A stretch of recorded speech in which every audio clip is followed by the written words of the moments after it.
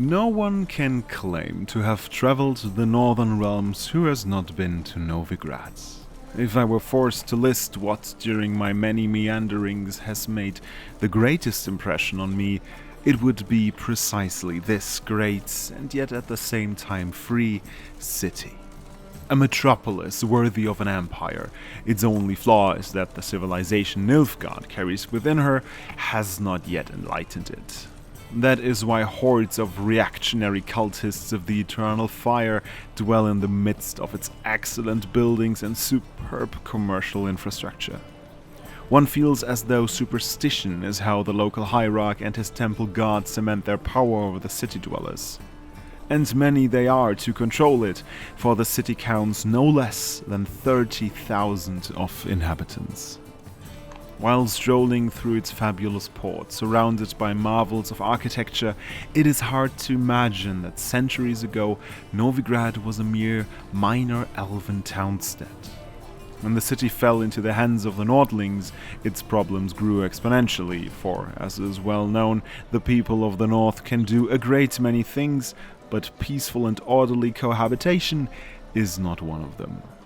And so Novigrad first belonged to Redania, and then fell under Temerian rule, until finally, after endless compromises and bargains, it at last became a free city.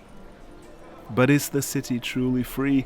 I dare to doubt it. Redanian influence makes itself felt too strongly on every street corner, and the fact that the city is located within Radovit's territory speaks for itself. While wandering the city streets, I came across 4 watermills, 8 banks, and nearly 19 pawn shops. There are also a great many houses of simple pleasures, such as taverns and brothels, and Novigrad's commitment to matters of faith is borne witness to by the fact that the city contains no less than, I kid you not, 19 temples to the Eternal Fire. What more can be said? I think Novigrad has all the makings of the capital of the world, and perhaps that is what it will one day become. First, however, someone needs to bring order to within her walls.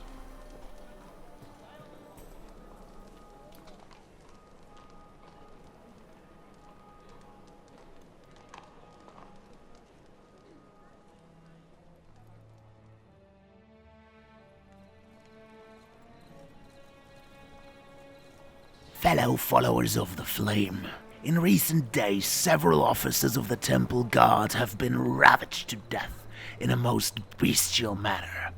An investigation has been launched to look into the matter, so the perpetrator shall soon feel the iron grip of justice closing around his throat. Anyone able to help the guardsmen track down and punish this murderer, or murderers as the case may be, is asked to report to the nearest guard post at once. A reward is foreseen. It is likewise hereby announced that any man aiding or abetting these bandits or withholding evidence regarding these crimes shall be punished by torture, imprisonment, or even death.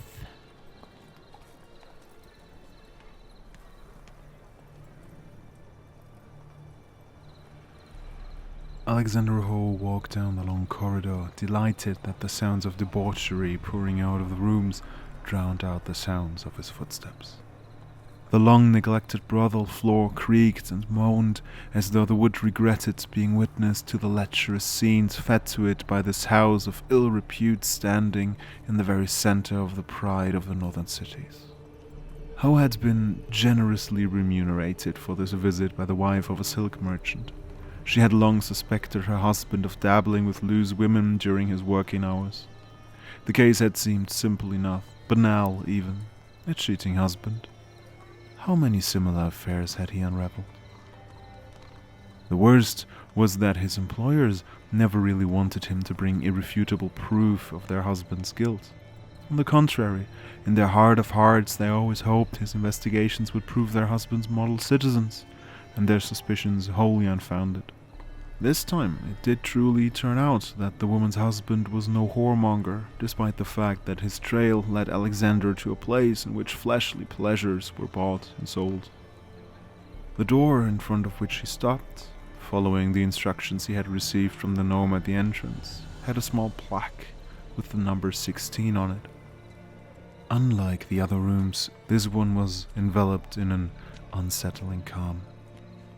Ho turned the doorknob and pushed the door open, and what he saw behind it far exceeded his worst expectations.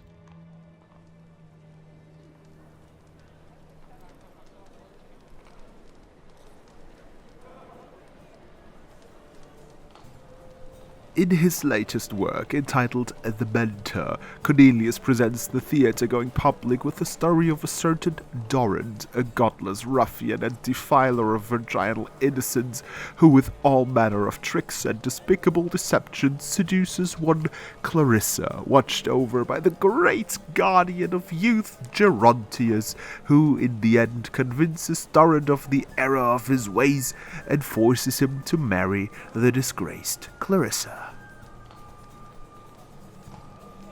To all upstanding residents of Novigrad, hark the words and warning of a loyal fellow townsman. Do not do business with that blackguard de Jonk here.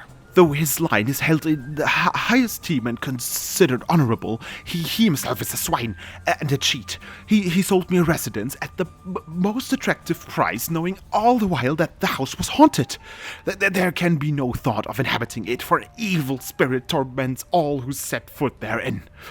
For now the ghost contents itself with rattlings and prankings, but who knows what foul deeds it will turn to in time. Let then anyone with half a bit of wit about them stay away from said home and never make deals of any sorts with this defrauding the Yonk here. Thanks to the generous support from our sponsors, this year, as in years past, the Free City of Novigrad will be holding a regatta. Participation in this event is open to any individual of independent status, regardless of class or place of birth. One must simply report one's desire to enter to the race mistress. Non-humans are invited to cheer on their favorites vigorously from the sidelines. This notice was brought to you by the generosity of the jurists from the Jimenez & Co. law offices, as well as the kind efforts of the Notice Makers Guild.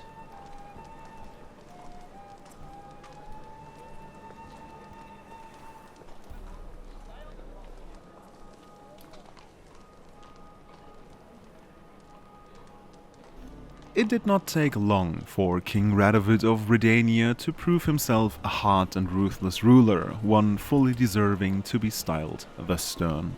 His father, King Visimir, was murdered when Radovid was quite young, and his mother, Hedwig of Melior, and a regency council ruled in his stead. Young Radovid soon seized power in his own right, however, and wrought vengeance on those who had treated him with disrespect.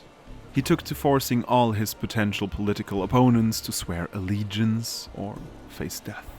He waged war not only against Nilfgaard, but also against mages, whom he saw as the root of all evil. Radovid also made every effort to gain control over the free city of Novigrad, whose fleet and treasury could tip the scales of the ongoing conflict towards Radovid's victory. Geralt's meeting with Radovid confirmed the rumors circling around the king's mental state. The Redanian king was a dangerous madman trapped in his own world of disturbing visions.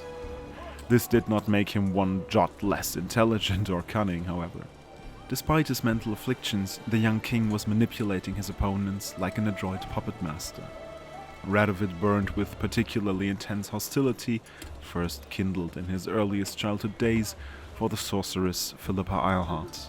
Rumor spoke of how he had prepared a special torture regimen just for her, and while the 24 points they mentioned were surely an exaggeration, they accurately conveyed the general scale of his hatred.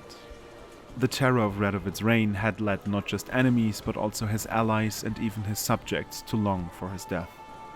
The phrase monster in human flesh fit Radovid the Stern perfectly.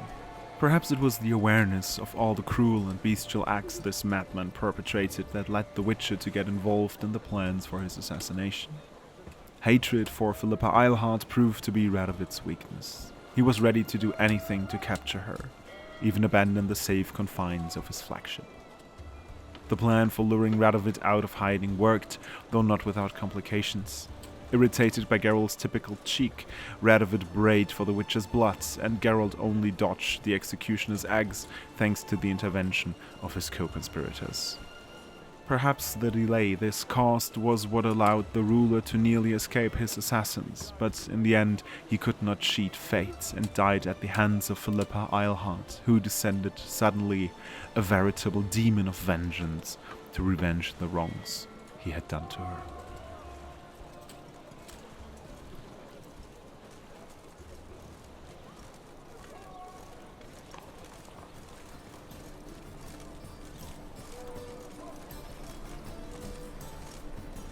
Once part of Redania, Novigrad has now the status of a free city.